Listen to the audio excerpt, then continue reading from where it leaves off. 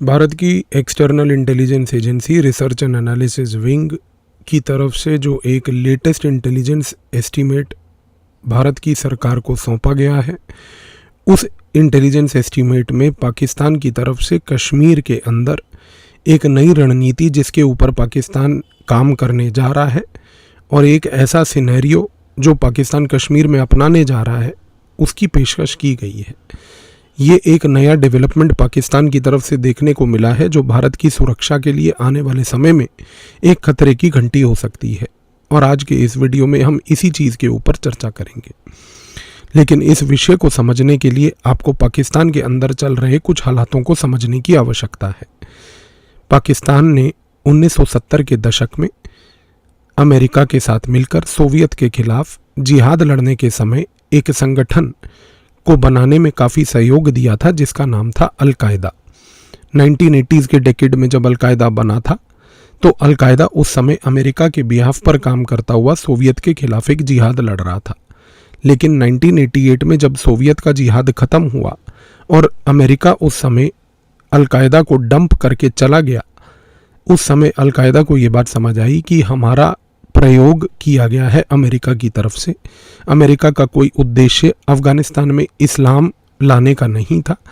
In fact Afghanistan में उनका उद्देश्य सिर्फ सोवियत के खिलाफ लड़ाई लड़ने का, अपनी ही एक कूटनीतिक लेवल पर जीत प्राप्त करने का और उस समय चल रहे शीत युद्ध यानी कि कोल्ड वॉर को ख़त्म करने का था। 1988 के बाद 1996 तक अफ़गानिस्तान की जो एक प्रिकेरियस सी सिचुएशन थी उसका फ़ायदा उठाते हुए जब इवेंचुअली अफ़गानिस्तान में तालिबान आई तो 96 से 2001 उसी तालिबान के साथ अफ़गानिस्तान में रहकर अल-कायदा ने अमेरिका के खिलाफ एक रणनीति तैयार करी।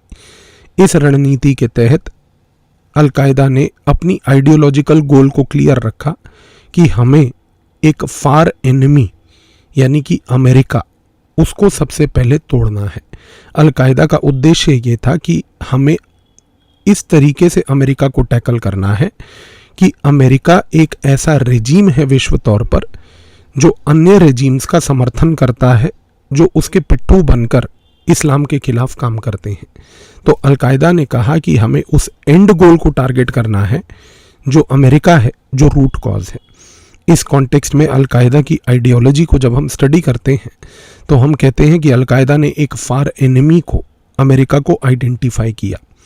इस फार एनिमी को टारगेट करने के लिए 9/11 का भी जब हादसा हुआ, उस 9/11 के बाद अल-कायदा का ग्लोबल लेवल पर एक ट्रैक्शन बढ़ा। लेकिन ये ट्रैक्शन जब घटने लगा, और घटने का कारण था कि अमेरिका ने 2001 में अफ़गानिस्तान को इन्वेड किया, 2003 में इराक को इन्वेड किया और अफ़गानिस्तान से लेकर इराक के पूरे उस इलाके में जहाँ पर अल-कायदा छुपा बैठा था उसको धीरे धीरे डिसमेंटल करना चालू किया। तो 2005-06 तक अल-कायदा का पूरा हायरार्किकल कमांड टूट चुका था। इस कॉन्टेक्स्ट में अल-कायदा की एक ब्रांच अब इराक में अलग हो चुकी थी सेंट्रल कमांड से, अल-कायदा की एक ब्रांच सीरिया में उसके सेंट्रल कमांड से अलग हो चुकी थी। इस परिस्थिति के तहत अमेरिका के ground level global war on terror operation से उसने अल-कायदा को डिसमेंटल भी किया और इवेंचुअली 2011-12 तक ओसामा बिन लादेन को निपटाकर अल-कायदा को एक बॉडी ब्लो दिया, जिसके तहत पूरी की पूरी अल-कायदा की हायरार्किकल बॉडी ख़त्म हो गई। 2012 में जब ये परिस्थिति पैदा हुई कि अल-कायदा अपने पैरों पे खड़े होने की दोबारा से कोशिश कर रहा था, उस दौरान एक नए संगठन का गठन हुआ और ये नया संगठन था Islamic State of Iraq and Syria.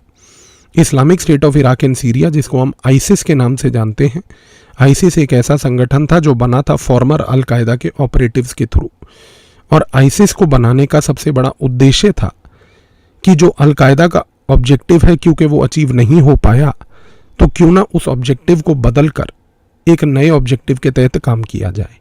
Al Qaeda के बीच ओसामा बिन लादेन के मरने के बाद आयमन अल-जवारी के कमांड में जब अल-कायदा आई और आईसिस का जो कमांडर था अबू बकर अल-बगदादी, उसके बीच में एक प्रकार की झड़प हुई।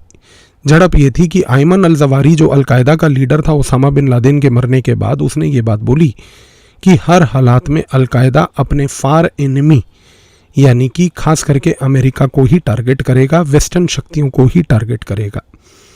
लेकिन इसी दौरान अबू बकर अल बगदादी ने बोला कि 2001 से तो वो चीज़ हम कर नहीं पाए, ऑलमोस्ट 13 साल हो रहे हैं, हमें गोल बदलने की आवश्यकता है और गोल के तहत हमें 2 चीज़ें करनी हैं। हमें सबसे पहले नियर एनिमी यानी कि अमेरिका के द्वारा उन पिट्ठू रेजिम्स को पकड़ के पहले तो तोड़ना है और उनको तोड़ने के बाद उन इलाकों में कैलिफेट इस्टेब्लिश करना है। इस कॉन्टेक्स्ट में एक चीज़ ये तय हो गई कि अबू बकर अल बगदादी जो आइसिस का था, जो आइसिस को कमान देने वाला था, और आयमन अल जवारी जो ओसामा बिन लादेन के बाद अलकायदा को कमान दे चुका था, इन दोनों के बीच के डिफरेंसेस का खमियाजा 2014 में ये हुआ कि अबू बकर अल बगदादी ने अपना संगठन अलकायदा से तोड़कर आइसिस को इस्टेब्लिश किया। आइसिस इस्टेब्लिश होने के बाद 2015 में आइसिस ने अपना सबसे पहला एक लोकलाइज्ड वर्जन निकाला और बोला कि हम इस्लामिक कैलिफेट बनाएंगे सबसे पहले खोरासन प्रोविंस में।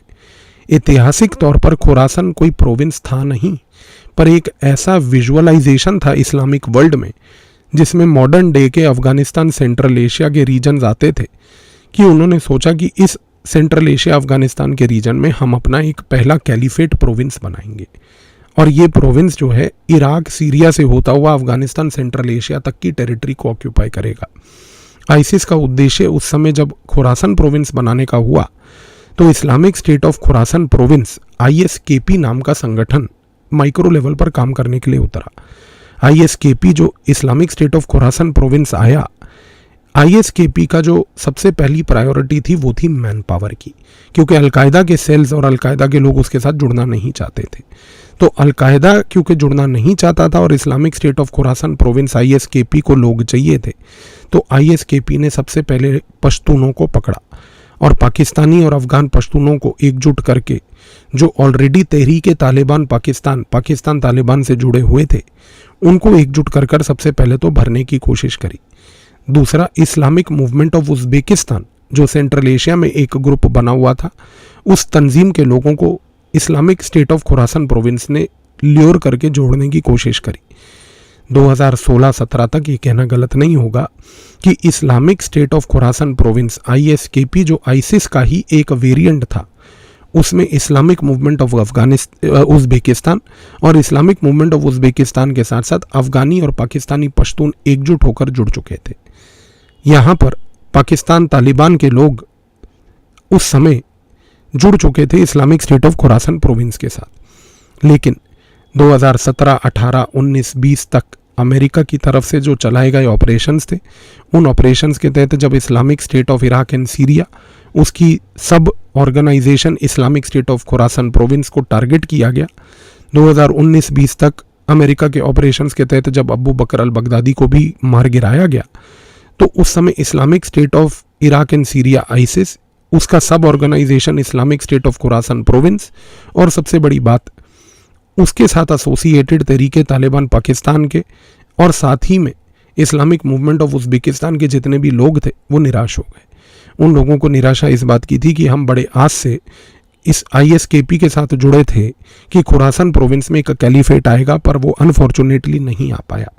लेकिन 2015 से जब से Islamic State of Khorasan province बना था, तब से लेकर 2020 तक, जब तक अबू बकर अल बगदादी नहीं मरा, तब तक अबू बकर अल बगदादी के मरने तक Islamic State of Khorasan Province ISKP ने एक बड़ी महत्वपूर्ण चीज़ 6 सालों में अचीव की थी। उसने जितने भी तहरीके तालिबान पाकिस्तान के, इस्लामिक मूवमेंट ऑफ उज़्बेकिस्तान के जो लोग थे, उन सभी के मन में एक जहर भर दिया था कि हमारे सारे एनिमी इस्लाम के वो लोग हैं जो ग्लोबल लेवल पर इस्लाम को एकजुट होने के लिए रोकते हैं।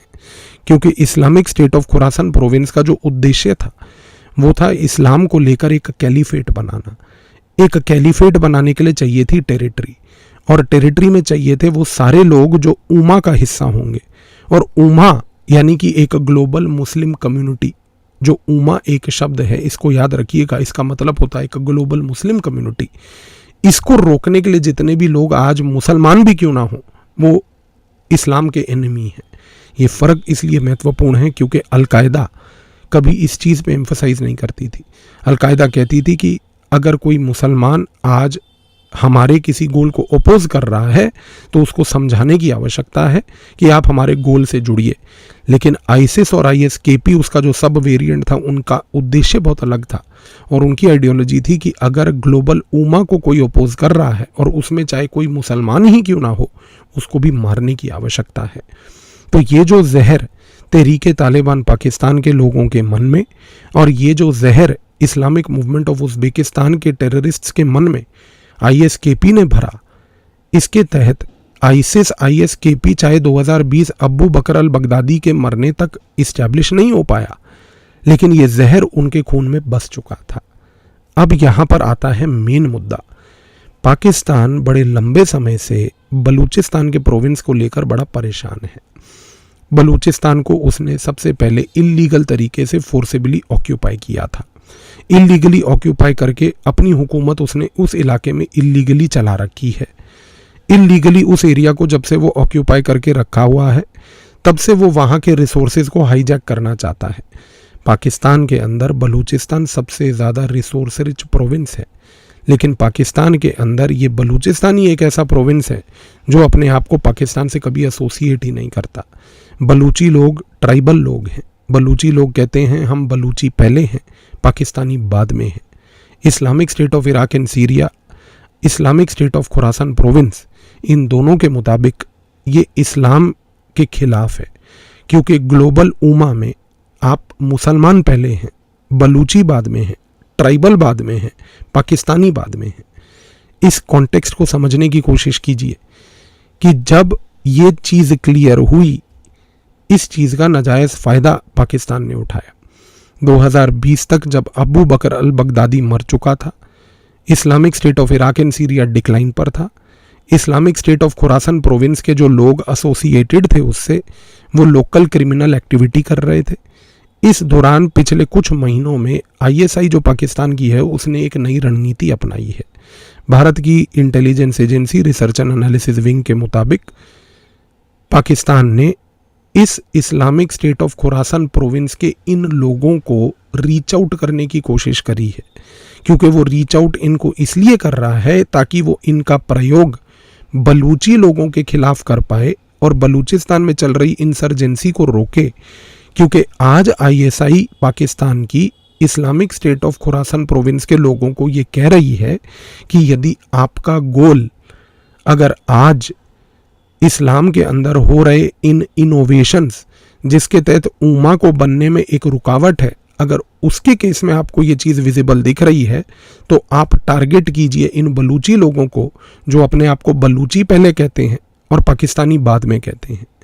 अब ये चीज़ इसलिए भी महत्वपूर्ण है यहाँ पर क्योंकि पाकिस्तान बड़े लंबे समय से इन बलूची लोगों को कंट्रोल करने की कोशिश कर रहा है। पाकिस्तान की रणनीति बलूची लोगों को लेकर 2 पॉइंट नीति थी। पहले लेवल पर पाकिस्तान ने 1950 से लेकर लगभग 1980 तक 30 साल तक 3 दशकों तक पाकिस्तान ने बलूची लोगों को काउंटर वायलेंस के तहत रोकने की और ज़बरदस्ती उनको पकड़ के रखने की कोशिश करी। लेकिन क्योंकि वो ज़बरदस्ती पकड़ कर नहीं रह पाए, ज़बरदस्ती आप किसी भी पॉपुलेशन को फोर्सेबली ऑक्यूपाई करके नहीं रख पाए, तो उनकी तरफ से भी रेजिस्टेंस आता रहा और पाकिस्तान काउंटर रेजिस्टेंस करता रहा। इसका कोई अंत नहीं निकला। लेकिन 1980 के बाद 1990 के दशक में पाकिस्तान ने बलूची लोगों को लेकर अपनी रणनीति बदल दी। 1990 के दशक में पाकिस्तान ने एक बनाए हुए संगठन लश्कर तैयबा का प्रयोग किया। अब आपको यहाँ पर यह चीज़ बड़ी महत्वपूर्ण समझनी है कि लश्कर तैयबा एक आर्म्ड विंग है एक बड़ी संस्था का, जिसका नाम है मरकाज़-उद-दावा वल इरशाद। मरकाज़-उद-दावा जो है वो एक बड़ी अम्ब्रेला ऑर्गेनाइजेशन है। इस मरकाज़-उद-दावा का एक आर्म्ड विंग लश्कर तैयबा है। मरकाज़-उद-दावा 1985 में बनी थी, उसका आर्म्ड विंग लश्कर तैयबा 1989 में बना था। लश्कर तैयबा आर्म्ड विंग होने के नाते मरकाज़ का एजेंडा 1989 से कश्मीर में चला रहा था। लश्कर तैयबा कश्मीर में 1989 से जिहाद कर रहा था। लेकिन इस मरकाज़-उद-दावा के अंदर और भी बहुत चीज़ें हैं। मरकाज़-उद-दावा में सिर्फ लश्कर तैयबा एक आर्म्ड विंग नहीं है। आज इस मरकाज़ के तहत इस मरकाज़ ने पाकिस्तान में एक कॉन्सेप्ट चला रखा है जिसका नाम है दावा। दावा का मतलब होता है प्रीचिंग। दावा करने के लिए, प्रीच करने के लिए, अपने मैसेज को, अपने इस रेडिकल एजेंडा को लोगों तक ले जाने के लिए मरकाज़ ने आज पाकिस्तान के अंदर स्कूल और कॉलेजेस खोल रखे हैं। इन स्कूल और कॉलेजेस के तहत मरकाज़ की पूरी एजुकेशन फिलॉसफी बच्चों को सिखाई जाती है। वहीं से बच्चों का एक इन्फ्लो लश्कर तैयबा की ओर आता है। लेकिन सिर्फ एजुकेशन लेवल पर दावा नहीं किया जाता। आज इस मरकाज़ ने और भी बहुत काम किए हैं। इन्होंने कुछ चैरिटेबल ट्रस्ट बनाए हैं, जिसमें से एक है फाला इंसानियत फाउंडेशन। पाकिस्तान में कहीं पर भी कोई आपदा जब आती है, किसी प्रकार का कोई नेचुरल डिजास्टर होता है, तो फाला इंसानियत फाउंडेशन के लोग ऐसे काम करते हैं जैसे वो स्टेट का ही, पाकिस्तान स्टेट का ही एक एक्सटेंशन आर्म है जो लोगों को राहत दे रहा है। और फाला इंसानियत फाउंडेशन आज मरकाज़ उद दावा से जुड़ा है। फाला इंसानियत फाउंडेशन उसी मरकाज़ उद दावा के साथ जुड़ा है जिसका आर्म्ड विंग लश्कर तैयबा है। तो यहाँ पर समझने की कोशिश कीजिए कि लश्कर तैयबा की इमेज पाकिस्तान के अंदर एक चैरिटेबल ट्रस्ट के तहत की इमेज पाकिस्तान ने बनाई है, पाकिस्तान की आर्मी और ISI ने बनाई है। इसी चैरिटेबल ट्रस्ट, इस NGO बेस्ड अप्रोच के तहत पाकिस्तान ने एक और संगठन बनाया था जिसका नाम है तहरीक-ए-हुर्मत-ए-रसूल। तहरीक-ए-हुर्मत-ए-रसूल मरकाज़ उद दावा से जुड़ी है। तहरीक-ए-हुर्मत-ए-रसूल मरकाज़ उद दावा का एजेंडा बलूचिस्तान में चला रही है। तहरीक-ए-हुर्मत-ए-रसूल मरकाज़ के बिहाफ पर बलूची लोगों को 1990 से कन्विंस करने की कोशिश कर रही है कि आप बलूची नहीं, आप पाकिस्तानी हैं। और तहरीक-ए-हुर्मत-ए-रसूल ने जिस प्रकार की एंट्री बलूचिस्तान में कर रखी है, बलूच घर घर में वो घुस रखी है, वहाँ पर जाकर उसने ये मैसेज देने की कोशिश करी है कि आप पाकिस्तान से जुड़िए, आपको अपना एक इंडिपेंडेंट एथनिक नेशनैलिटी की लड़ाई नहीं लड़नी है। इस कॉन्टेक्स्ट में गेम को समझिए। मरकाज़ उद दावा, जिसको पाकिस्तान की ISI समर्थन करती है, जिसकी एक संगठन फाला इंसानियत फाउंडेशन है, जिसका आर्म्ड विंग लश्कर तैयबा है, जिसके तहत तहरीक-ए-हुर्मत-ए-रसूल है, इन सब का प्रयोग पाकिस्तान की ISI करती है। पाकिस्तान की ISI ने तहरीक-ए-हुर्मत-ए-रसूल का प्रयोग करके बलूच लोगों को पिछले 30-40 साल से कन्विंस करने की कोशिश की है कि वो पाकिस्तान के साथ जुड़ जाएं, लेकिन तहरीक-ए-हुर्मत-ए-रसूल कामयाब नहीं हो पाई है।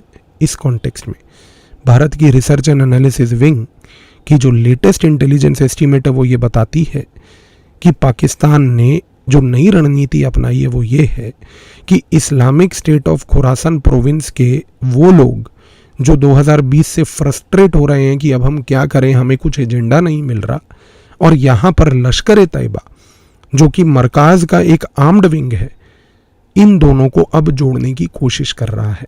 पाकिस्तान की ISI ने हाल ही में पिछले 2 हफ्तों में Islamic State of Khorasan province और लश्कर तैयबा को एकजुट करके, उनको इकट्ठा करके बलूचिस्तान की टेरिटरी में भेजना चालू करा है। उनको बोला है कि अब आप बलूचिस्तान जाइए। Islamic State of Khorasan province Balochistan में जाकर बलूची लोगों को आउटराइट मारेगी, क्योंकि उसको ये पता है कि बलूची लोग उमा के ग्लोबल प्रोजेक्ट के खिलाफ हैं।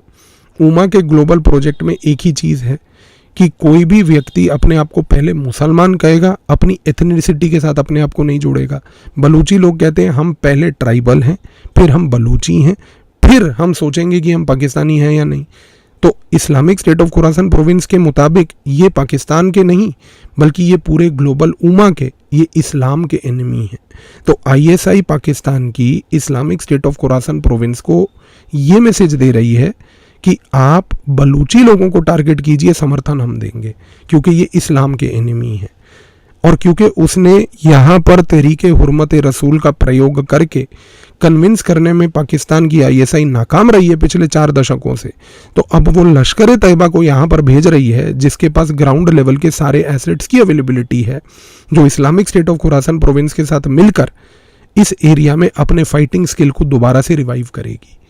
और अब लश्कर तैयबा पाकिस्तान की ISI के बिहाफ पे बलूची लोगों को टारगेट करेगी। यदि वो बलूची लोगों को टारगेट करेगी, Islamic State of Khorasan province भी बलूची लोगों को टारगेट करेगी, तो आईएसआई का गोल कि वो बलूचिस्तान के अंदर एक हो रही पूरी की पूरी लड़ाई को नॉन स्टेट एक्टर्स के थ्रू मैनेज करवा ले, वो वहाँ पर उसने उस चीज़ को डेलीगेट कर दिया।